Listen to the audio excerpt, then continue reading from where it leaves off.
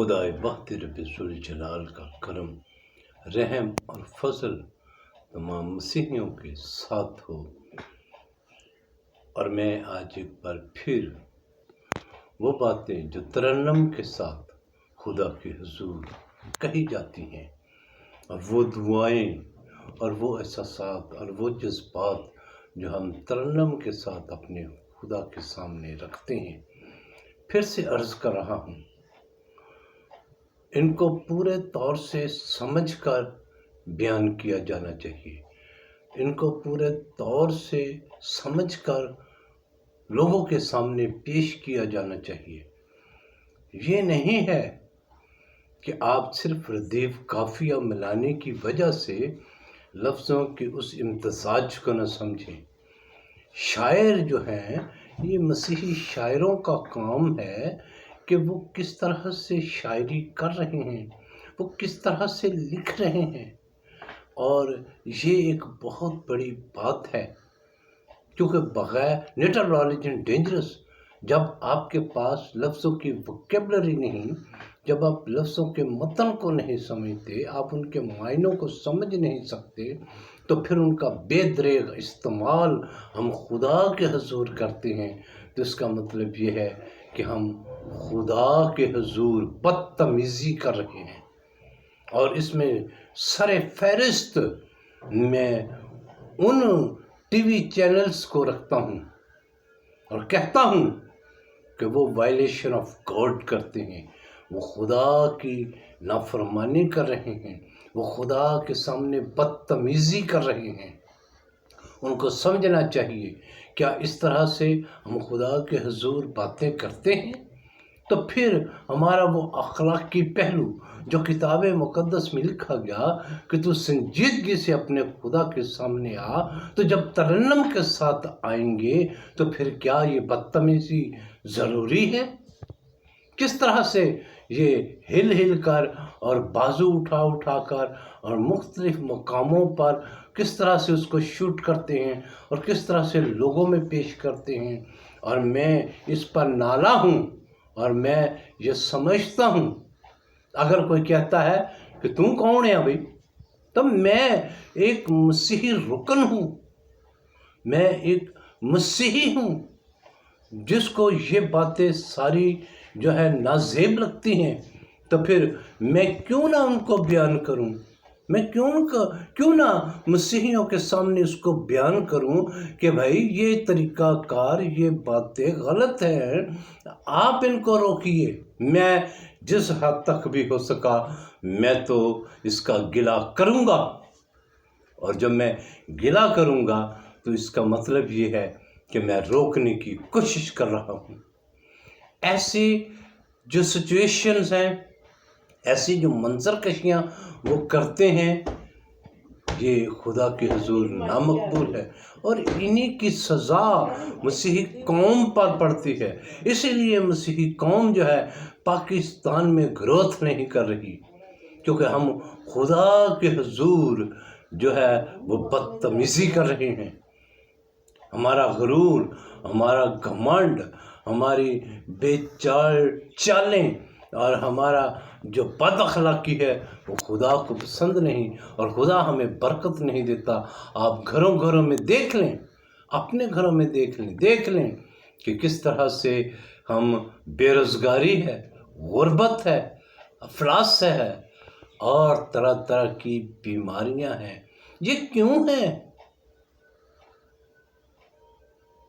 لوگ اس کو پتہ نہیں کس طرح سے سمجھتے ہیں، کہتے ہیں یہ موسمی ساری باتیں ہیں، یہ موسم ہے، دنیا ہے، اس میں تو یہ سب کچھ ہونا ہے۔ میں یہ کہتا ہوں کہ تمام حالات میں خدا اپنے لوگوں کو تھامے رکھتا ہے، اور وہ یہ وعدہ فرماتا ہے اپنے کلام میں کہ میں اپنے لوگوں کو تھام کے رکھوں گا۔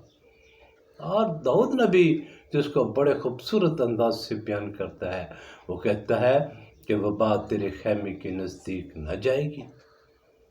تو پھر وباؤں کا کیا تعلق ہے مسیحیوں کے گھروں میں گھس جانے کا؟ کیا روح القدس کی باڑ ہمارے گھروں کے چوگرد نہیں؟ मैं पूरे ईमान से ये कह रहा हूँ, मिन्नत कर रहा हूँ कि ऐसी बरक़ात को आप तर्क कर दें और पूरे संजीदगी के साथ आप खुदा के हुज़ूर आना शुरू करें। आप पूरे तौर से पाकीज़गी के साथ तैयार होकर हम खुदा के हुज़ूर आए और खुदा से बरकत पाए। मैं फिर से ये कह रहा हूँ, आज मिन्नत कर रहा हूँ, वो लोग जो नशावर चीज़ें जिसमें सिरगट सर फ़रिश्त है जेब में डालकर जब इबादत गाहों में चले जाते हैं, जब इबादत की जगह पर चले जाते हैं, तो फिर क्या ख्याल है जिससे कराहत है और ये शरीयत का कानून है कि जिससे खुदा को कराहत है उसका हम इस्तेमाल नहीं कर सकते। और ये बड़ी ख़ास बात कह रहा हूँ कि तम्बाकू नोशी खुदा को पसंद नहीं, इसीलिए हमें बरकत नहीं मिलती, इसीलिए हमें खुदा सोर्स नहीं देता, इसीलिए खुदा हमारी जो है इज़्ज़त नहीं बढ़ाता। हम इस दुनिया में भी बेइज्जत होते हैं और कुछ हमारे हासिल नहीं होता हमें, और हम ये सोचते हैं उन्हें जी सारी दुनिया दे नाल ही आ। ये ठीक है, लेकिन ये दिल के बहलाने वाली बातें हैं। हम अपने दिलों को बहलाते हैं, हम अपने आप को बहलाते हैं, और मैं तो ये कहता हूँ कि हम अपने आप को धोखा दे रहे हैं। आज मैं फिर से ये कह रहा हूँ कि हम खुदा के हुज़ूर जब आते हैं और खुदा से बातें करते हैं तो संजीदगी के साथ कीजिए। और ID शहबाज साहब ने जो इसका ट्रांसलेशन पंजाबी में कर दिया, तो फिर जब हम उन ज़बूरों को गाते हैं तो हमें एक बड़ी राहत मिलती है, बड़ी तसल्ली मिलती है, हमें इत्मीनान होता है और हमारा दिल तसल्ली पाता है। और वो जज्बात जो हम खुदा के हुज़ूर रखना चाहते हैं, जब हम उन लफ्ज़ों की, उन वर्डिंग्स की अदायगी हम खुदा के हुज़ूर करते हैं, तो फिर हम ये कहते हैं कि ये भी हमारी दुआ का, हमारी इबादत का एक हिस्सा है। और हम अपनी इबादत का उस हिस्से को किस तरह से लोगों में प्रचार कर रहे हैं। मुझे बाहर से ऐसे स्कॉलर्स की तरफ से कहा गया कि जी ये आप बताएं ये क्या है, क्या आप इस तरह से अपने खुदा के हुज़ूर आते हैं? तो मुझे शर्मिंदा होना पड़ा। मैंने कहा जी नहीं, क्योंकि वो लोग पूरे तौर से खुदा की जो इज़्ज़त और ताज़ीम है वो नहीं कर रहे। तो फिर मैं किस तरह से मसीहियों को, पाकिस्तानियों को ये बात कह सकता हूँ, किस तरह से अर्ज़ कर सकता हूँ, किस तरह से मिन्नत कर सकता हूँ कि आप ऐसे जो हरकत हैं उनको लोगों में अवेयर ना करें, लोगों में पेश ना करें, उनके सामने इस तरह से ना आए। आप वो टीवी सिर्फ आप ही नहीं देख रहे बल्कि बहुत से लोग देख रहे हैं। और मैं फिर से मिन्नत कर रहा हूँ, उन्हें टीवी चैनल्स के मालिकान की मिन्नत कर रहा हूँ, आप मेहरबानी कीजिए, सबसे पहले उसको देखा कीजिए खुद, क्या वो इस काबिल है कि वो टीवी पर जो है वो ब्रॉडकास्ट कर दिया जाए, उसको पेश कर दिया जाए या उसको चलाया जाए। और अगर वो अखलाकियात के या अखलाकी तौर पर वो इस काबिल नहीं तो फिर उसको काट दीजिए, उनको ख़त्म कर दीजिए।